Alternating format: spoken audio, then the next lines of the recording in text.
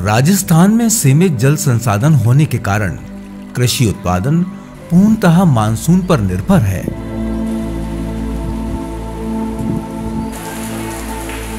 वर्षा जल यूं ही व्यर्थ बह जाता है, उसका समुचित उपयोग नहीं हो पाता। इससे भूजल स्तर तो गिर ही रहा है, कृषि भूमि भी बंजर हो रही है। ऐसे में भूमि के कटाव को रोकने, सतही एवं भूजल स्तर में बढ़ोतरी करने, जल, जंगल, जन, जमीन और जानवर के समन्वित रूप से विकास करने के उद्देश्य से DOLR द्वारा संचालित वाटरशेड कंपोनेंट के IWMP की शुरुआत की गई। सामुदायिक जागरूकता एवं सामुदायिक भागीदारी के बिना किसी भी कार्यक्रम को सफल नहीं बनाया जा सकता। हमारे मोड़ी चारणा में, मनानी में खूब मीटिंग हुई। साल भर तो हमारी मीटिंग हुई मोड़ी में और मनानी में। और मीटिंग के बाद में EPA का काम का प्रस्ताव दिया हमने। सरपंच साहब ने EPA का प्रस्ताव देने के बाद में EPA का काम स्टार्ट हुआ। EPA के काम एक तो टीन शेड करवाए। टीन शेड बनाने से क्या है, बरसात में कोई ख़त्म हो जाए उसको जलाने में सुविधा हो गई। प्रवेश बिंदु गतिविधि यानी EPA के अंतर्गत विकास कार्यों में इन टिन शेड का निर्माण करवाया गया। अपने प्रियजनों की अंतिम विदाई में वर्षा बाधक ना बने, इसके लिए ये टिन शेड बहुत मददगार बने। इसी घटक के अंतर्गत सार्वजनिक स्थानों पर पानी की टंकी और पशु खेली का निर्माण करवाया गया। ग्रामीण अपने पशुओं को चराने के बाद राह में इन्हें पानी पिला देते हैं। इनके पीने के पानी की एक निश्चित जगह हो गई है। मकराना ब्लॉक में ऐसे 101 सामुदायिक विकास के कार्य EPA के अंतर्गत हुए हैं। पहले पशु को पानी में बहुत परेशान होना पड़ता था, जहाँ जहाँ घूमते थे, कहाँ घूमते थे। खेड़ी कोटे से जो सुने सांड है उनको कहीं कहीं भटकना नहीं पड़ता है। खेड़ी कोटे में आराम से पानी पीते हैं। और जिनके भी दुधारू पशु है उनको भी सुबह शाम कहीं भटकना नहीं पड़ता है।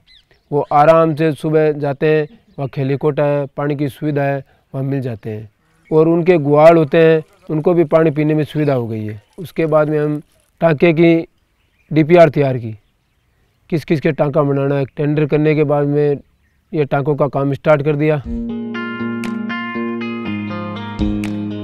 नेचुरल रिसोर्स मैनेजमेंट यानी NRM घटक के तहत व्यर्थ बह जाने वाले वर्षा जल का सदुपयोग करने के लिए टाँकों का निर्माण करवाया गया।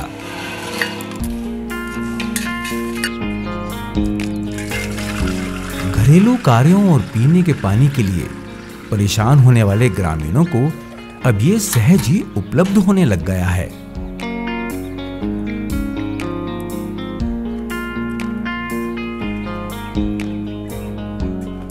इस अमूल्य उपहार ने महिलाओं के दैनिक जीवन को आसान बना दिया है।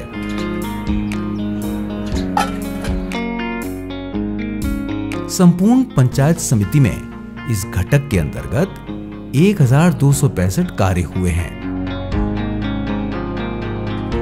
इन कार्यों में वो टांके भी शामिल हैं जो कि खेतों में बनाए गए हैं। इनमें भी वर्षा जल को संरक्षित और संग्रहित किया जाता है।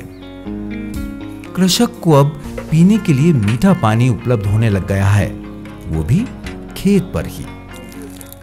जल ग्रहण योजना के तहत यहाँ पे जो टांके बने हैं उनकी वजह से पानी की बहुत सारी समस्याएं खत्म हो गई है। यहाँ जानवरों को पानी पिलाने में भी आसानी हो गई है। पहले जानवर इधर उधर भटकते रहते थे और महिलाओं के घर के काम, खाना बनाने, बर्तन साफ करने, इससे सब पानी पहले दूर से लाना पड़ता था।